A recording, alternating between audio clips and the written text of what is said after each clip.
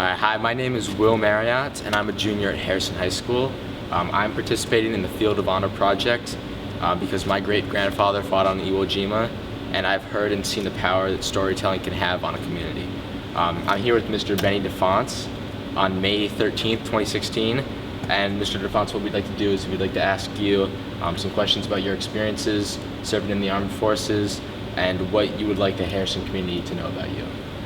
So to start off, Mr. DeFonce, we'd like to know just where and when you served and what branch of service. Well, first, I'm very proud of your grandfather. Him being a Marine and myself being a Marine, we go together like a horse and carriage. Yeah. And anyway, I fought on a Heartbreak Ridge and part of the Punch Bowl in 1951, September 11th at 9:30.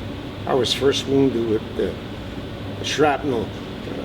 The Chinese shot the rifle out of my hand, and the piece went into my left eye, and I was bleeding. But you can't give up in the Corps.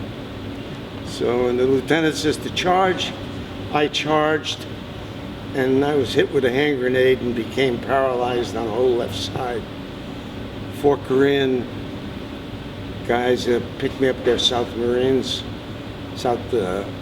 Korean Marines. They picked me up, and of course it was a little tough to pick me up. I was 195 pounds. And they carried me, and while they were carrying me, they were still firing mortars at me to try to get me down with it. They kept going, so I managed to get to an aid station where they took the shrapnel out of my left eye and put me on a helicopter and flew me to Seoul, where they operated on me and tried to take the shrapnel out of my left hip. And they couldn't do it because it was too deep.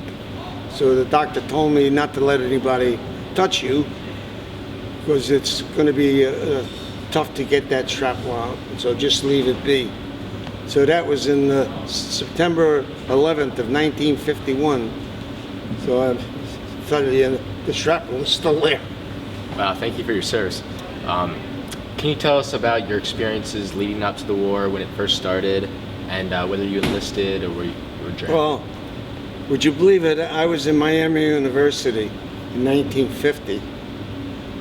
I was going to play football there, but things didn't work out. The Army was going to draft me, and I was in the ROTC, Air Force Reserves, so I couldn't take all that stuff over there because I always wanted to be a Marine. So I quit college and I joined the Marines at 19 years old. And I went to Paris Island where we had boot camp. And I'm sure you've heard of Paris Island. It's a pretty tough place for a young guy at 19 years old. And they'll never let you forget it. So I did that and was 10 weeks there, and then I went to California, Camp Pendleton, for another 14 weeks, and then 14 days to Korea, and 5 days later I was in hospital. Did you feel any pressure from your family or society to go to war? Well, nobody wanted me to join in the beginning, but I had my sights set on being a Marine, and I left college, and so this is what I wanted to do, and I did it. Thank God I came home alive, because after that second wound, they sent me back again, and I got hit the third time. I stepped on a landmine, and not too many people ever stepped away and was alive from stepping on a bouncing Betty. I was very, very lucky. Can you tell us about some of your experiences at Paris Island and how you prepared yourself to go into combat? The idea to stay alive in Paris Island is to take orders. You may hate the guy that's giving them to you. You want to beat the daylights out of him. But just look at his stripes and his bars, and that's all you look at. Because you would like to kill him because he put you to some kind of hell. I can remember in the morning at 4:30 falling out with your mattress on your shoulder, singing the Marine Corps hymn. I'm sure you're familiar with the book. What's the book? The Things They Carried. Sorry. They talk about that people in the war often carried things tangible and intangible. Were there any things that you carried through the war with you? Well, there's not much you could carry. I had a couple of sea bags, and they told us we were going to attack this position, so I buried them. And I got hit twice that day, so I never saw the clothes again. So I had 2 big sea bags full of clothes and buried near a tree. Oh, wow. And so that was the end of that. I never had any more clothes again. So I just had what they gave me in the hospital, pajamas, and that was it. And when I was sent back to my outfit after the second wound, they gave me army clothes that didn't fit, and I wore a size 11 and a half shoe. They gave me 10 and a half shoe. So, it was pretty tough. And when I got on the plane to go back to my outfit in the punch bowl, I sat next to General Ridgway, the famous general with the 2 hand grenades on his chest. And I told him, I'm a Marine, this is all the clothes they had for me. And he says, sit down, son, don't worry about it. So I was a laughing stock when I got back to my outfit to get clothes, which didn't last too long, because 21 days later I stepped on this landmine, and that was the end of my career. It took almost a year in the hospital to get me back in shape again.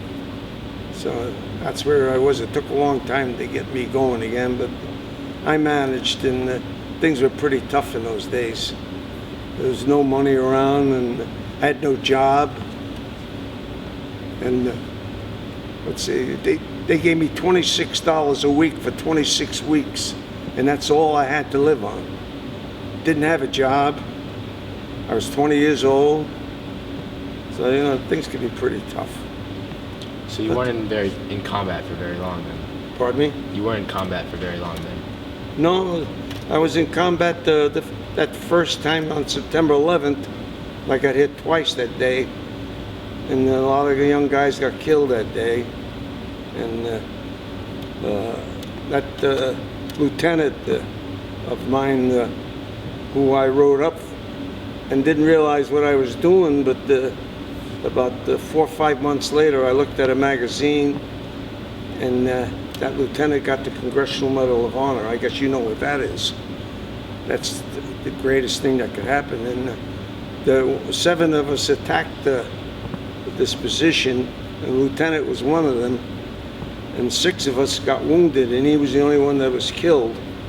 And we all refused the medals so that we could give everything to him and his family. He was 24 years old. He's from Maryland, and a couple of kids, and a young married man, and he finally got the Congressional. That's great. How are things different for you after experiencing combat and? It was tough.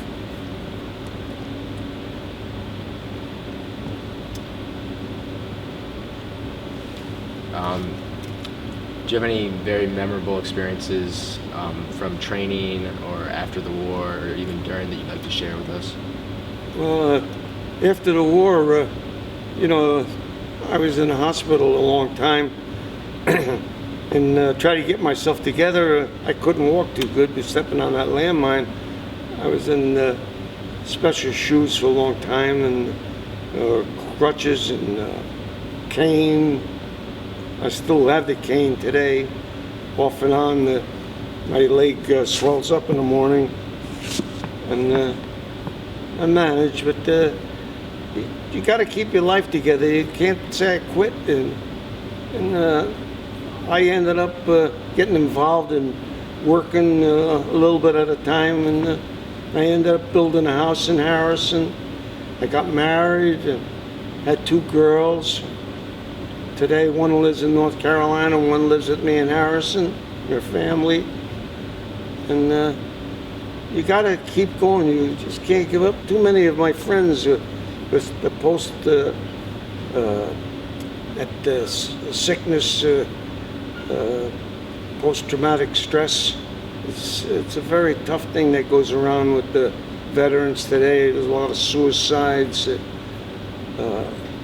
I can't tell you how many times that I talk to guys, and in our meetings we talk to them too to try to get them back on their feet again and help them out. We help, our veterans help a lot of people out, money-wise or otherwise, you know. If somebody wants to talk to us or have a cup of coffee with me or a beer, we're always ready to help them. But it's not easy to get yourself together. After being in that war, you know, these guys come from all walks of life. Who's could be a barber, a teacher, a coach, or a singer, whatever. You know, you're going into some place you've never been in your life, and try to adapt to that kind of work you're doing, or you're fighting, and then come back home again and get yourself together. It doesn't happen like that. Mr. DeFonce, we're all very grateful in this community for your service and your example. And just to close, we want to know if there's anything that you would like future generations to take away. Well, I think it's important for you young people who don't want to go to school should join the service, because, and I know it's tough in the service, but it's not all fighting. You get an education. You got to do something to keep your family together if you have a family. And then another thing is you should continue your school. Don't quit. It's important. And I can't tell you enough to make sure you choose your friends wisely, because there's too much trouble going on because you don't get together properly. And watch who you hang out with. That's why I give a trophy every year to the high school football team on sportsmanship. And I always tell them, make sure you finish your school. That little piece of paper will open a lot of doors for you. And to choose your friends wisely. Choose a role model. Start with your family, your coaches, your teachers. It's very important. All right, well, thank you so much for participating in the Field of Honor History Project. We're very grateful for your service, your example, and we're looking forward to honoring you at the Veterans Dinner on June 3rd. Thank you so much. Thank you.